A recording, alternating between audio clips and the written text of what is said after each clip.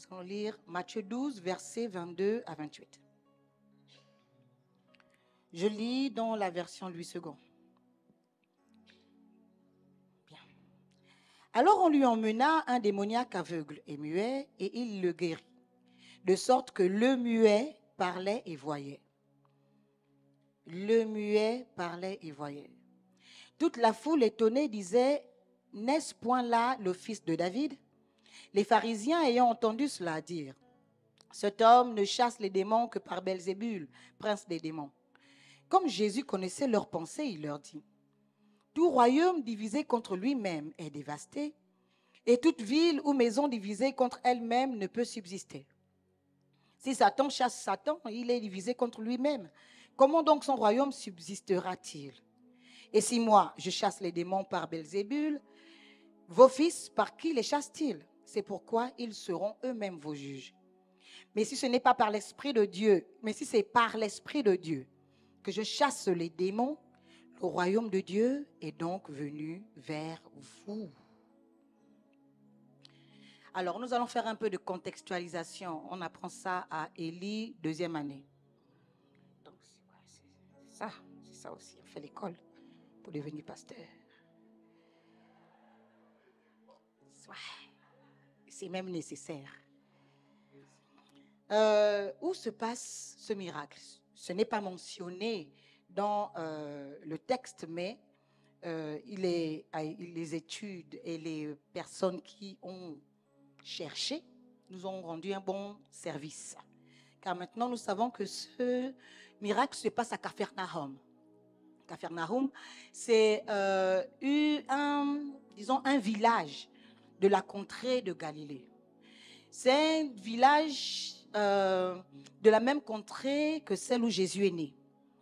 Et comme Jésus n'avait pas été reçu agréablement dans sa contrée, il a passé beaucoup de temps à Capharnaüm. Et Capharnaüm, c'est un mot hébreu qui se divise en deux. Donc il y a Kafar, le village, K-A. Pour ceux qui écrivent souvent les messages, c'est K-A-P-H-A-R. Et Nahum, c'est la même façon d'écrire le prophète Nahum, qui est dans la Bible, pour ceux qui lisent la Bible. Voilà, Nahum. Et Nahum veut dire consolation. Donc, Jésus a été consolé dans la ville de Capharnaüm en passant beaucoup de temps dans cette ville, qui était notamment la ville natale de Pierre.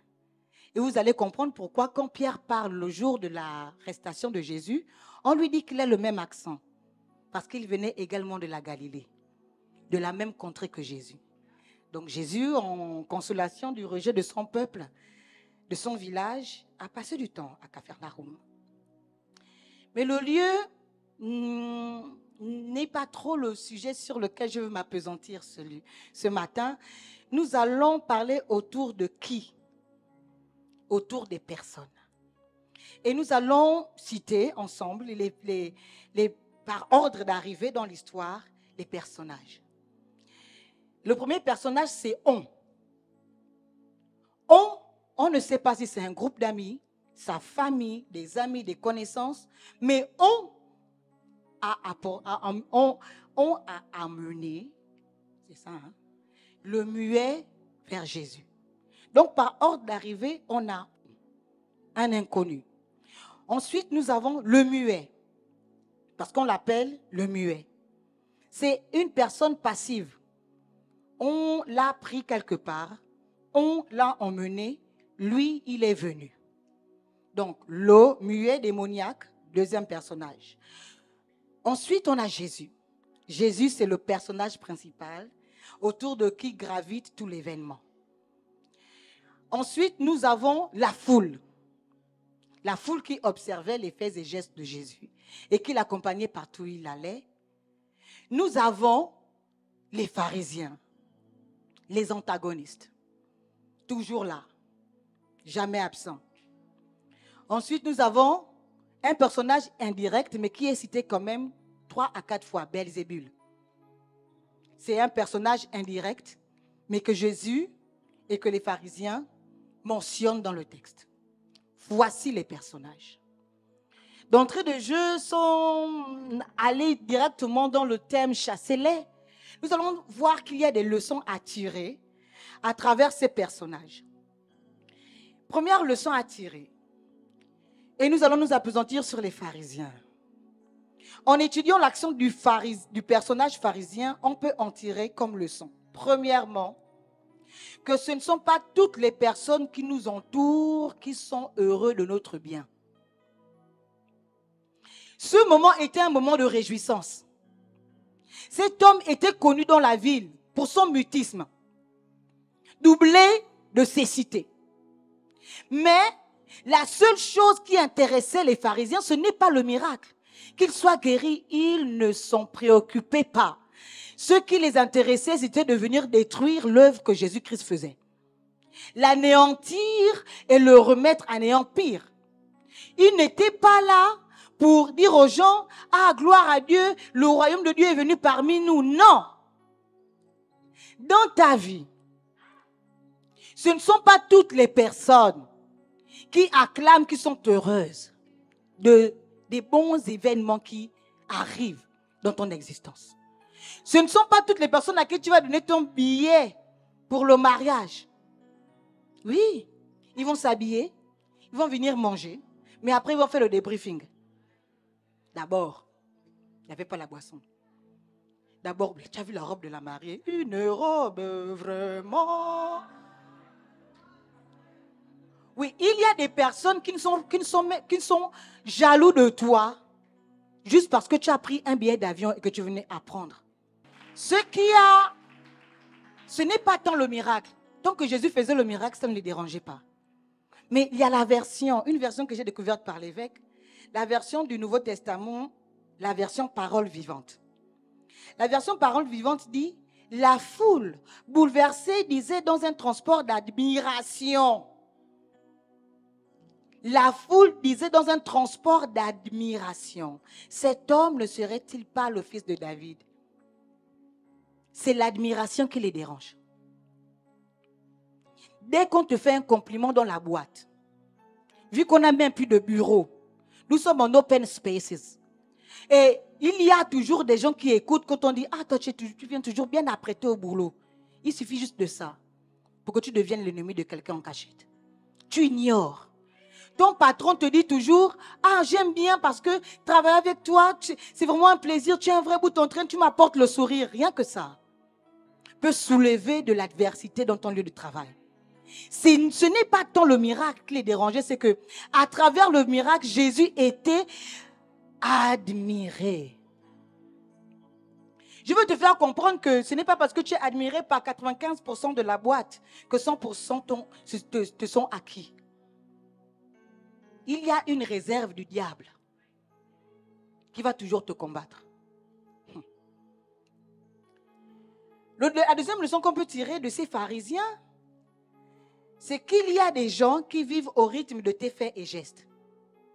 Je me suis posé la question. Depuis janvier, Dieu fait un miracle. Un pharisien arrive. Non, c'est pas ça. Pourquoi tes disciples mangent alors que les disciples jeûnent? Pourquoi c'est le jour du sabbat? Il n'avait pas de vie. Il se réveille le matin. Chérie, tu pars où? Je pars au désert de Galilée. Ah, nous on habite quand même à Bethsaïda, il y a quoi là-bas? J'ai entendu que Jésus est là-bas. Mais hier, tu étais déjà à Jérusalem. Aujourd'hui, si, non, je dois être là-bas. Tu ne pars pas à la synagogue? Non. Je vais être où Jésus est. Tu l'aimes bien? Non. Tu vas faire quoi là-bas? Le contredire. Il y a des personnes qui, ils commencent à parler, ils font la table, ils montent la table, cher ami. Ils mettent leur nourriture, ils parlent de la pluie et du bon temps. Mais t'inquiète, à la fin, tu vas arriver dans le sujet de leur conversation. J'espère qu'il n'y a pas d'hommes et de femmes comme ça, qui n'arrivent pas à passer une journée sans parler de quelqu'un d'autre. Et vous savez, les conversations du bien pour dire, ah, oh, j'aime bien le pasteur Martin, il est doux, ça dure 5 minutes. Mais la conversation pour dire, tu as vu la chaussure noire qu'il a portée? My God. 4 heures. Sur la chaussure. C'est tellement sérieux parce que c'est beaucoup de paroles négatives contre toi. Et la parole est créatrice. Ne pensez pas qu'il n'y a que la parole des chrétiens qui crée. Ah, ça vous choque. Vous croyez que les sorciers maudissent avec quoi? Vous pensez que les occultistes maudissent avec quoi? Avec des pratiques qui sont renforcées par la parole. Est-ce qu'on peut se lever un moment? Regarde, nous sommes là pour les chasser. Il y a, j'ai appris récemment qu'il y a des listes diaboliques dans lesquelles on écrit les membres de toute une famille. On crache dessus. Tu vas lever ta voix afin de dire la vérité sur ce que tu es. My God, le monde et la terre, le ciel et les airs ont entendu que tu dois souffrir, que tu dois être malade. Toi, tu vas déclarer en ce lieu la vérité que Christ a dit sur tes enfants, la vérité que Christ a dit sur ton travail. Est-ce que tu peux commencer à prier sérieusement? Tu as 1 minute pour renverser les décrets diaboliques et sataniques. Tu as 1 minute, ouvre ta bouche. Quand il parle de toi, il n'hésite pas. Quand il parle de toi, ils sont concentrés. Est-ce que tu peux prendre 7 minutes pour la santé de ton foyer, pour la santé de tes enfants? My God, c'est le moment que l'atmosphère entende la vérité sur ce que tu es vraiment et sur ce que Dieu a dit sur toi. Si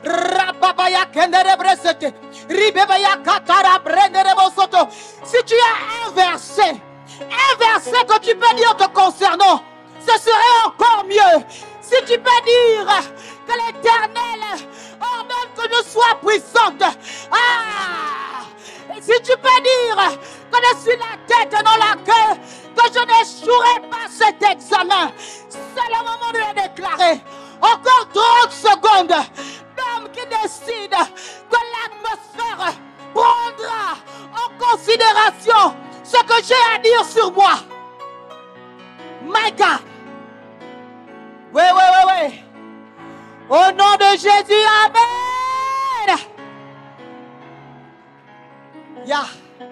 On peut s'asseoir. My God, ratarabasa.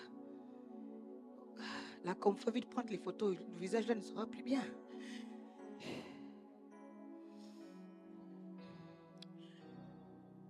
Chassez-les. Chassez-les. L'histoire de ce texte se passe autour d'un homme qu'on appelle le muet. Je suis dérangée. Je suis dérangée qu'on l'appelle le muet parce qu'il est aussi aveugle. C'est écrit. On lui emmena d'un démoniaque, aveugle et muet, et il le guérit de sorte que le muet. Je me suis dit, pourquoi on l'appelle le muet? On devait dire le muet aveuglé. L'aveugle muet. Mais on l'appelait le muet. Et puis je suis allée lire la version de Luc. La version de Luc, les frères, je vous ai donné ça, non? Voilà. Luc 11 au verset 14. Luc 11 au verset 14. Je lis la parole de Dieu. Jésus chassa un démon qui était muet. Lorsque le démon fut sorti, le muet parla et la foule fut dans l'admiration. Matthieu complète en disant que le muet parla et voyait.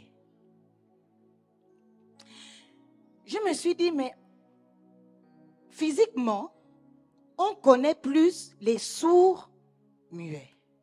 Parce que ce sont des sens qui agissent avec les vibrations et qui travaillent de manière liée.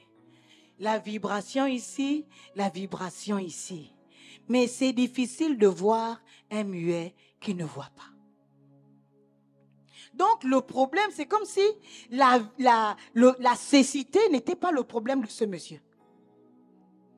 Le problème de ce monsieur, c'était le démon muet. My God, c'est fort. Donc le démon lui-même. Donc le démon de cancer est cancéreux. En tout cas, je vous laisse aller méditer dessus, je ne vais pas tout faire. Les psychologues disent qu'une personne muette, l'une des conséquences principales du mutisme, c'est que c'est l'isolement. Parce que tu as du mal à communiquer. Et imaginez, cet homme ne voyait pas. Donc, toutes les décisions qui étaient prises dans sa vie, c'était des personnes tierces qui les prenaient. Où est-ce qu'il devait aller? Ce qu'il pensait à l'intérieur de lui, les hommes essayaient de traduire. Je ne sais même pas comment il arrivait à faire des gestes. Parce que pour faire des gestes, il faut avoir une référence visuelle. Donc cet homme était complètement isolé. Ce que le diable veut faire lorsqu'il te fait taire, lorsque tu ne pries pas, c'est de t'isoler. On dit que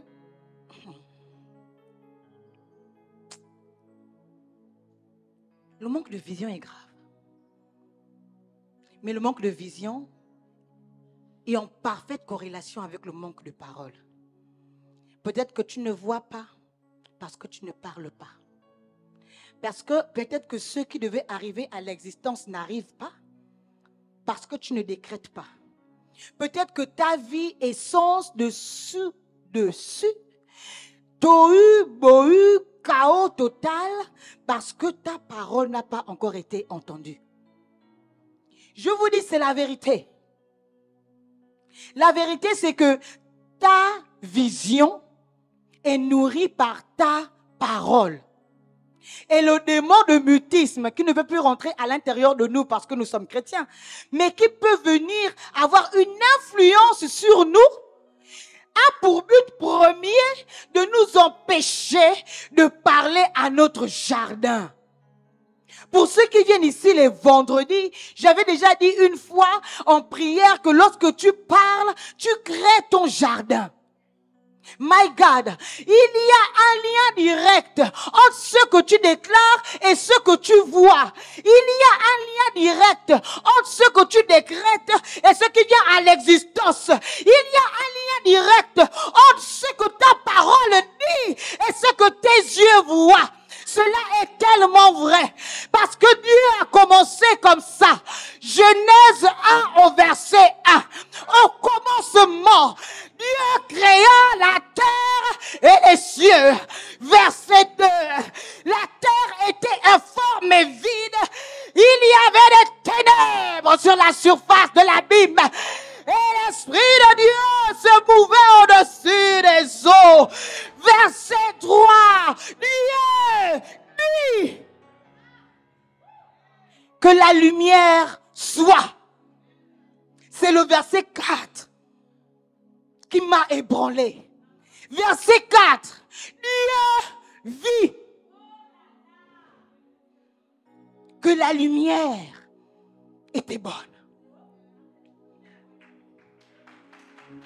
My God.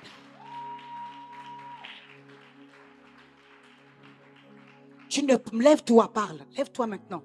Parle, my God. Ce que tu veux voir, Rebaskata. Est-ce que tu peux commencer à chasser le mutisme? Le mutisme dans la prière, c'est pour que tu ne vois pas. Le mutisme dans l'intercession, c'est pour que ce qui doit arriver à l'existence n'existe pas. Le travail que tu cherches n'arrive pas parce que tu ne pries pas. Le travail que tu cherches n'arrive pas parce que tu ne déclares pas nécessairement. Il y a trop de voix contraires. Toi, tu dois parler et dire je veux voir ce mariage. Ne prie pas que les vendredis à délivrance. Il faut que chaque jour ton jardin soit créé. Un arbre ici, un animal là-bas, un poisson ici, un fleuve là. Il faut planter ton jardin. Encore 30 secondes de création. Rababaya keterebresoyata. Monte à la dimension d'Adonai Elohim, le Dieu créateur. Rebabaya seketerebrete. Ribebaya katarabrodo. Encore 10 secondes. 10, 9, my God, est-ce que ta voix se fait entendre? 6, Rebabaya Katarebrosoto. 3, 2, est-ce que tu peux crier Amen retentissant?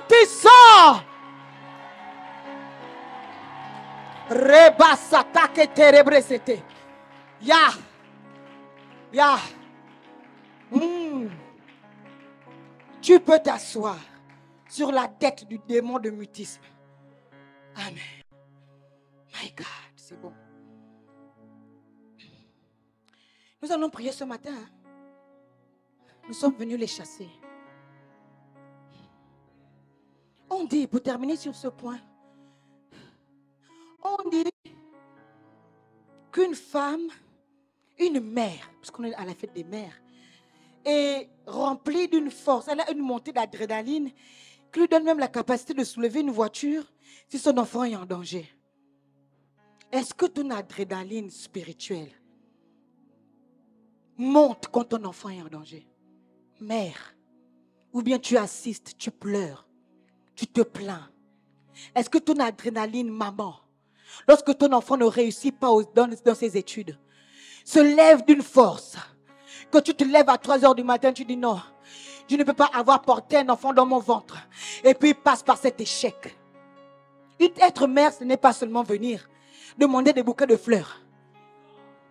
Être mère, c'est une responsabilité. C'est être triste quand ça ne fonctionne pas.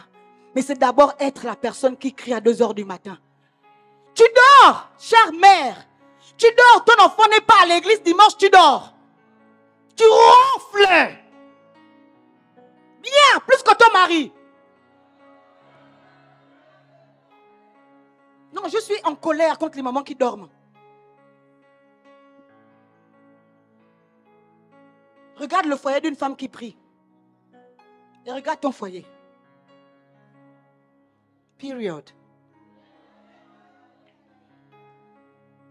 Oui. C'est une vérité. Tu es la sentinelle. La sentinelle de ta maison. Et tu subis les choses. Ton mari a la vision. Toi, tu es l'aide semblable. Quand est-ce que tu as prié la dernière fois pour la vision de ton époux? Ton mari est païen à la maison. Tu dors, tu ronfles.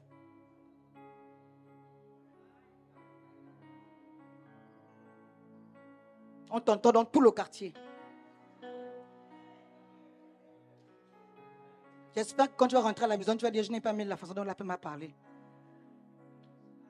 Je vais prier. C'est avec le cri d'un cœur. Avoir un enfant, il y en a qui pleurent pour avoir des enfants. Qui n'en ont pas et qui n'en auront jamais. Si tu as un enfant, c'est que tu as une responsabilité.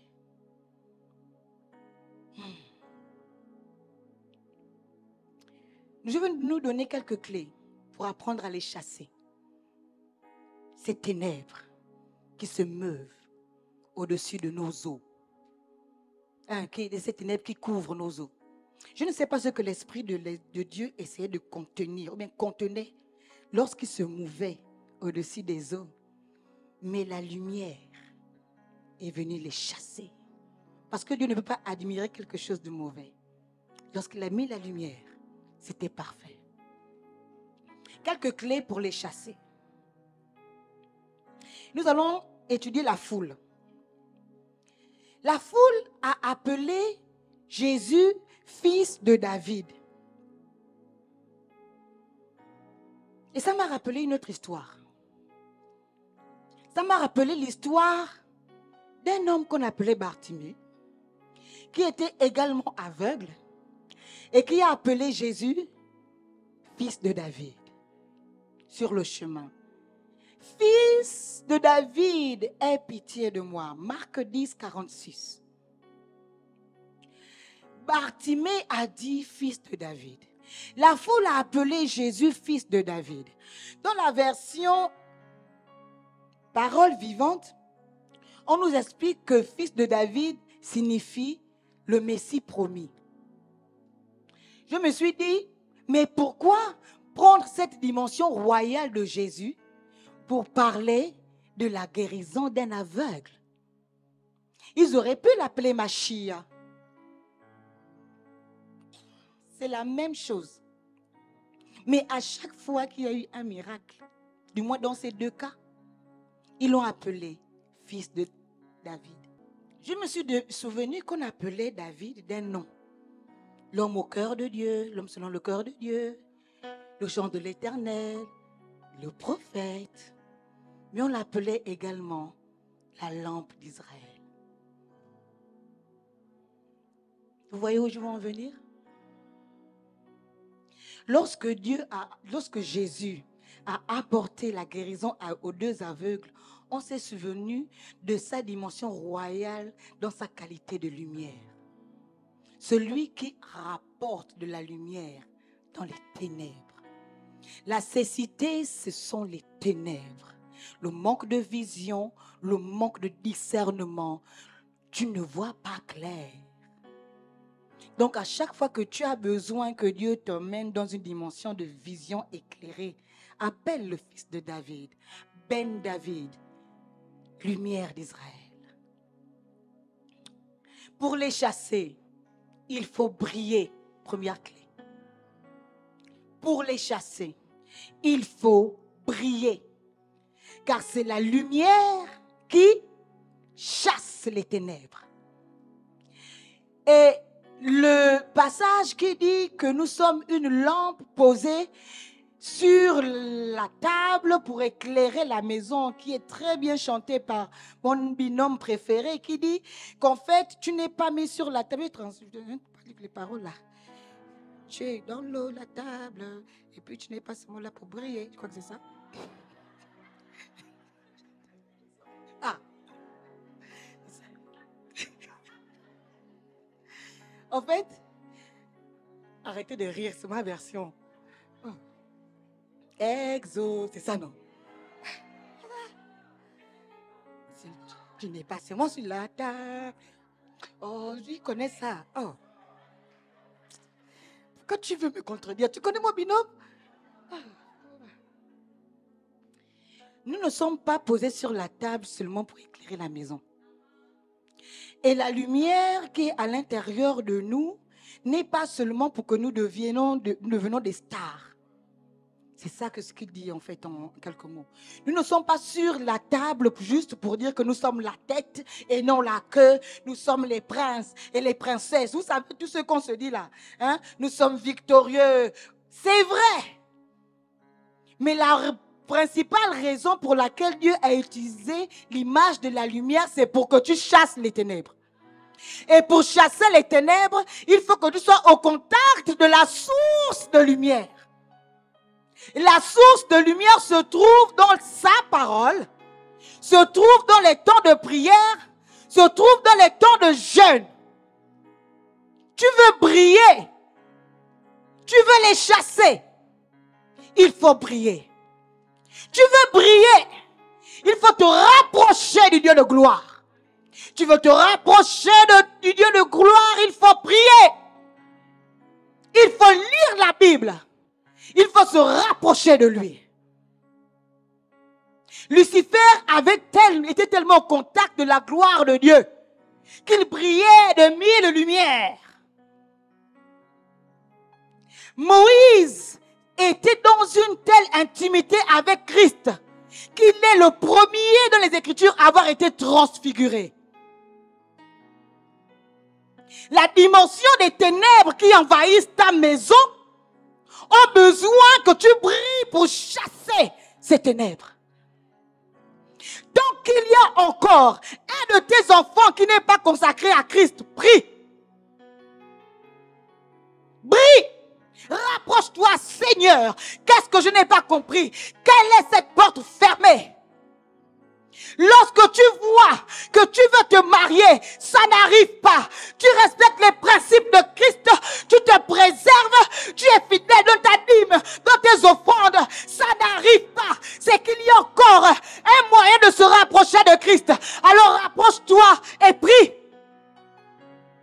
Il y a peut-être un verset que tu n'as pas encore fait. Tiens, je serai la tête. Ça fait 10 ans que tu es dans cette entreprise. Tu es toujours au même niveau. Tu dis, c'est bien, je serai la tête que j'ai lue, mais qu'est-ce qui ne va pas? Cherche. Seigneur, parle-moi. Seigneur, parle-moi. Seigneur, qu'est-ce que je n'ai pas encore saisi? Parle-moi. Le temps ne te donnera rien. Ça va passer avec le temps. Le temps ne fait pas passer les choses. Le temps passe.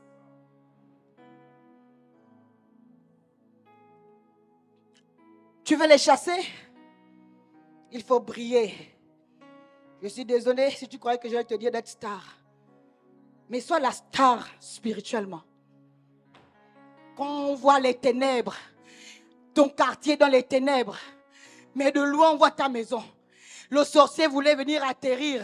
Il fait un vol plané, chute, parce qu'il y a un couvre-feu spirituel que tu es en train d'allumer à 2h du matin. Maintenant que j'ai mis mon pied dans ce quartier, je viens assainir l'atmosphère spirituelle. Il n'y aura plus d'accidents sur ma rue. Il n'y aura plus de malades. Il n'y aura plus de païens. Tous se convertiront parce que je suis la lumière de Christ. Sois la star dans les ténèbres qui environnent ton existence. Tu veux les chasser? Il faut briller. Dis avec moi, je brille dans les ténèbres. Je brille. Et les ténèbres ne subsisteront pas. En ma présence, il sera fait selon ma parole. Comme Élie. Il faut que tu arrives à fermer le ciel de ceux qui ne méritent pas. Il faut que tu arrives à ouvrir le ciel de ceux qui le méritent.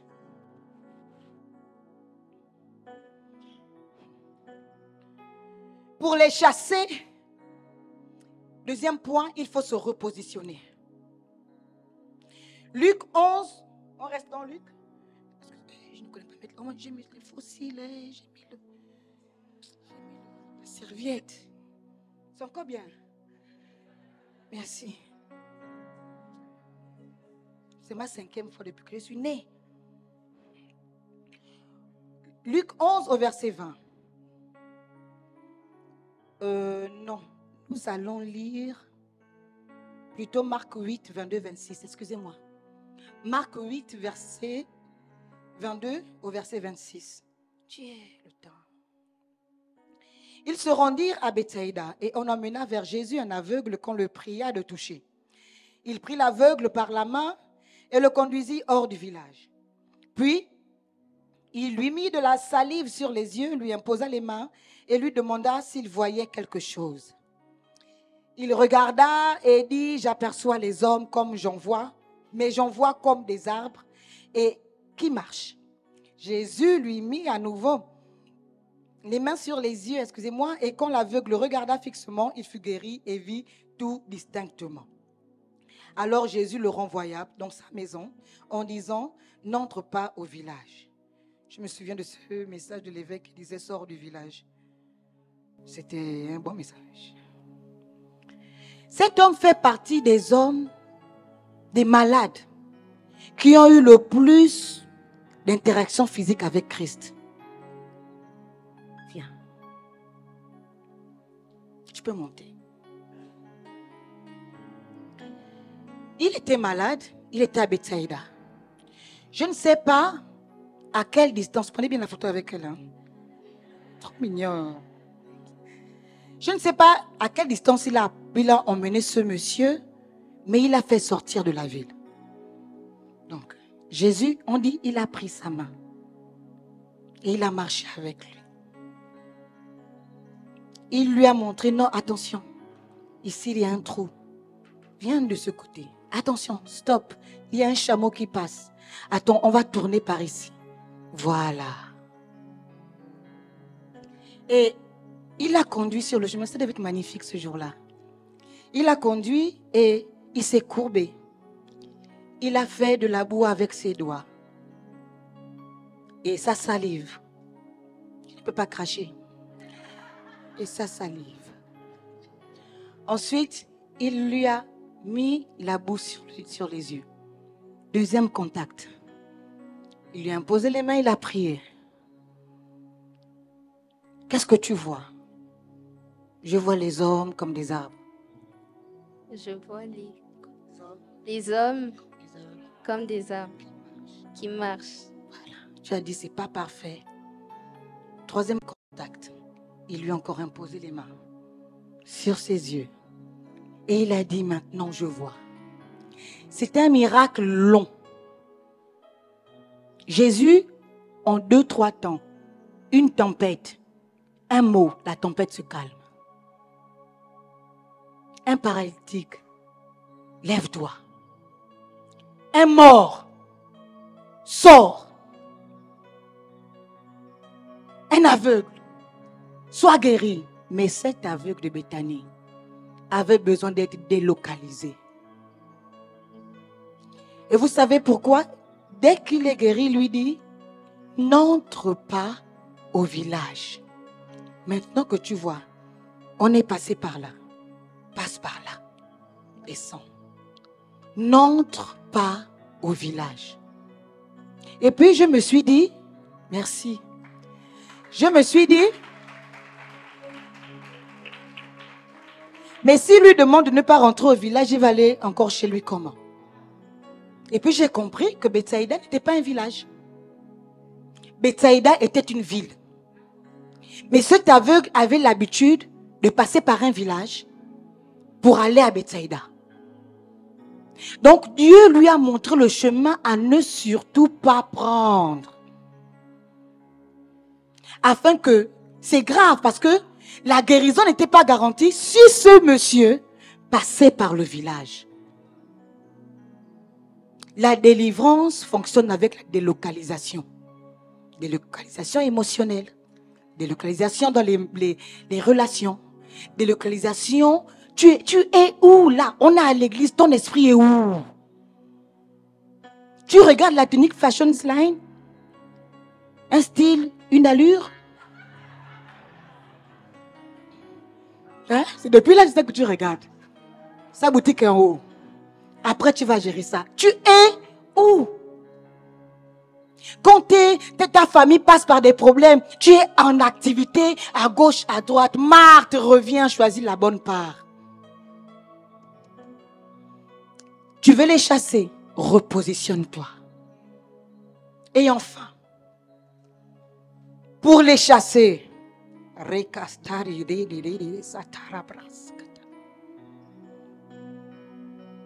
j'ai appris aussi une chose avant de terminer, c'est que il est important de parler de ce dont Jésus parle.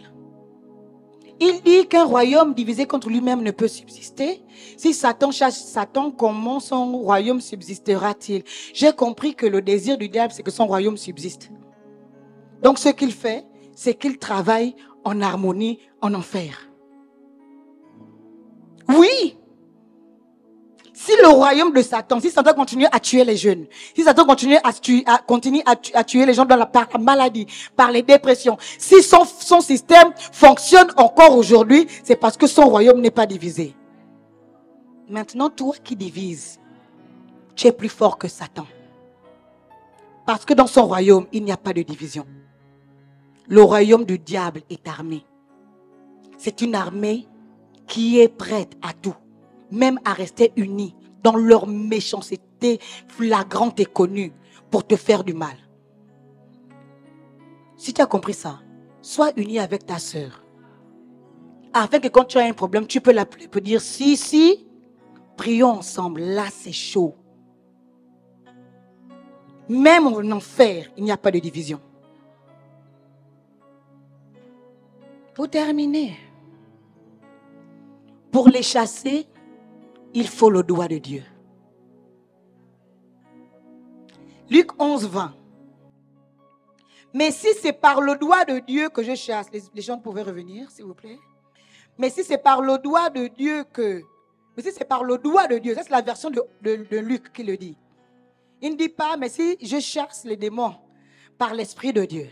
Luc dit, mais si c'est par le doigt de Dieu que je chasse les démons, le royaume de Dieu est donc venu vers vous. Je veux que vous restiez concentrés sur le fait que le royaume du diable n'est pas divisé. Et puis nous allons lire ensemble Daniel 5 au verset 5.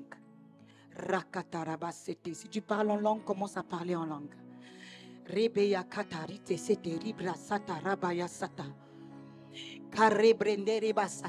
tu ne parles pas en langue, dis Seigneur, touche-moi.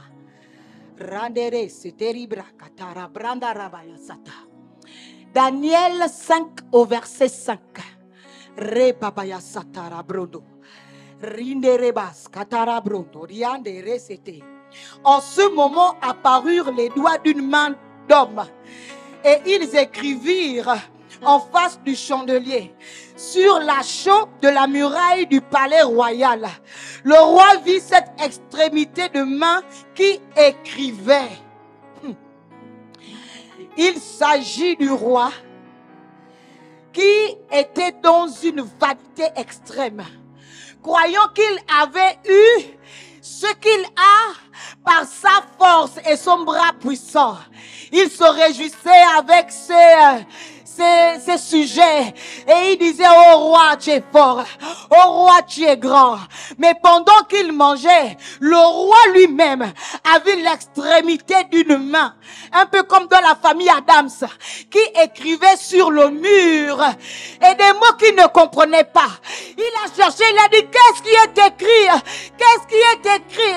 Aucun de ces sorciers ne pouvait lire, mais on lui a dit: il y a un homme qui s'appelle Daniel. C'est un réfugié juif. Il a la science pour comprendre l'indicible. Et au verset 24, du verset 24 au verset 28, Daniel arrive et il explique: mon roi, tu t'es glorifié, glorifié, glorifié. Et voilà ce qui est écrit. C'est pourquoi il, l'Éternel, a envoyé cette extrémité de main qui a tracé cette écriture. Verset 25. Voici l'écriture qui a été tracée. Comptez, comptez, pesez et divisez. 26. Et voici l'explication de ces mots. Comptez. Dieu a compté ton règne. Et il y a mis fin. Verset 27. Pesez. Tu as été pesé dans la balance et tu as été trouvé léger. Et enfin 28. Souvenez-vous. Ton royaume sera divisé et donné aux Mèdes et aux Perses. Nous allons dire au diable: tu as travaillé en harmonie dans ton camp. Tu as travaillé main dans la main avec le démon du célibat, démon de la maladie, démon de l'échec, démon du manque de papier, démon de maladie de ma famille, démon de division de ma famille, d'incompréhension de mon couple. Vous êtes mis ensemble, vous les 7 méchants démons, pour venir détruire mon foyer. Mon Dieu, les instruments sont où? Pour venir détruire mon foyer. Et maintenant, je vais diviser cette union diabolique. Je vais diviser cette union diabolique. Je vais diviser cette union diabolique. Vous ne tiendrez plus. Je vais écarter vos rangs. Je vais les disperser maintenant. Et je vais vous chasser loin de moi.